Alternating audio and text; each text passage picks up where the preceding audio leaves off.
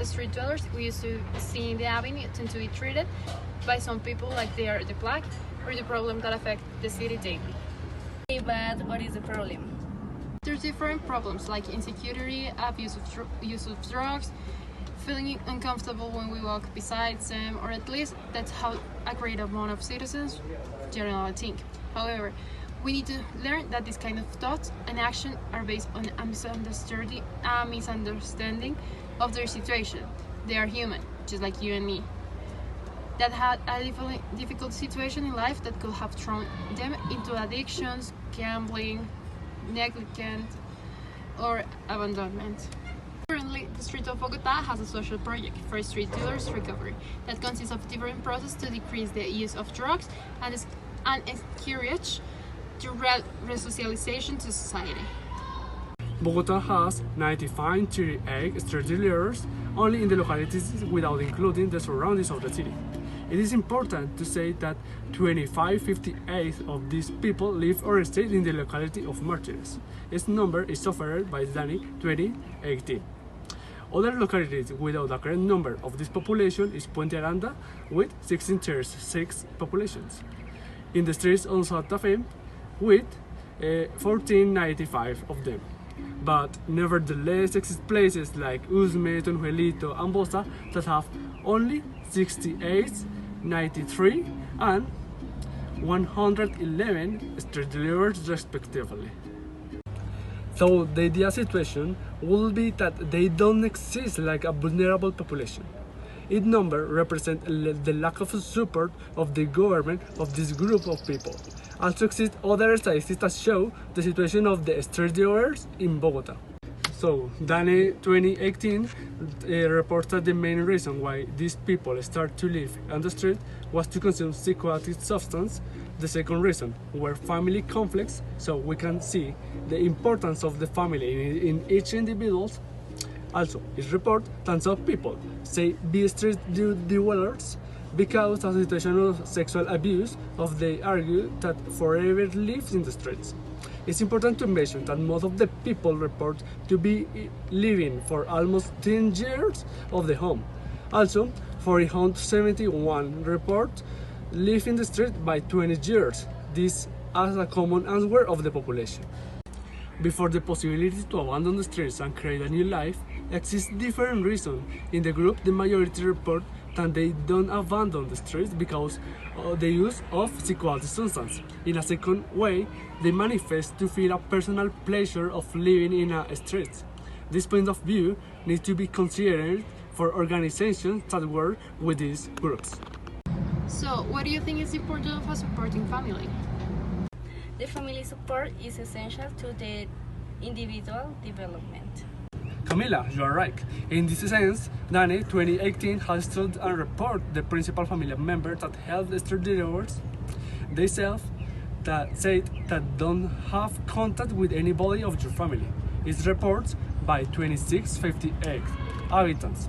However, 1847 people report contact with their mom, and 1186 of the population size they has visited only by their brothers or sisters. Despite family support, only 743 of the people report that their family has helped them, and 2854 of the street dealers manifest that the principal help that they receive is private help. So, why is the role of the family is little? How we can improve the family help? The last statistic given to us by DANE 2018 report that 5645 of the street dealers know that the government have institutions to help them. This number represents their own decision to live in the streets because it exists different options for changing their life and try to be no oppressed group. Out they continue in the same attitude for their own conviction. So what we can do is like a social psychologist to improve the situation of street dealers. Okay, but what is the role that the social psychologists have in the community? Okay, but social and community psychologists do different roles in this community and help the different forms street dealers. The work that social community psychologists have is through empathy, delivery, sensitivity, and different kinds of factors analyze the situation that the specific society have. In this case, the social deliveries. In this case, the main problem is drugs abuse in the street deliverers, and their purpose is to socialize them and improve relations between street deliverers and citizenship, always looking for the good common. In the rest of the social reintegration, street deliverers have different kinds of activities. In this, there is a rare psychological accompaniment outside the community accompaniment, where they take different kinds of therapy. One important factor that we need to know is that the social and community psychologists do not activities movement. They improve empowerment, management, and participation, but never create a negative movement. But the important things that they need to have in this case are empathy, delivery, sensitivity, because they need feeling that the community feel and achieve to remove barriers and prejudice and shed everything to put yourself in the shoes of others. One important thing that we need to know is what institutions have to improve the social situation of the street dealers. Of course, the Ministry of Health and Social Protection. They have a group called Los Ángeles Azules. It's really interesting what they do, because they walk the city streets daily in search of a group of homeless people who want to start the transition out of that lifestyle. According to Estupiñán in 2018, they tried to convince them to go to the passing homes to carry out the corresponding process or simply take a shower. Also, Thorson 2016 said that we have a service from the street that created a plan called Comprehensive Care Centers that supports programs for these people by offering medical, psychological, and social service, among others. The care centers mentioned by Andrea have different services to offer to the street dealers. It includes psychosocial attention, food service, accommodation, the inclusion of disabled people, sports programs, cultural activities, health services, even education. It exists 15 care centers in Cundinamarca and Bogota prepared to attend different street dealers. In some centers, they attend only women. In the other, disabled people to procure the welfare of the group.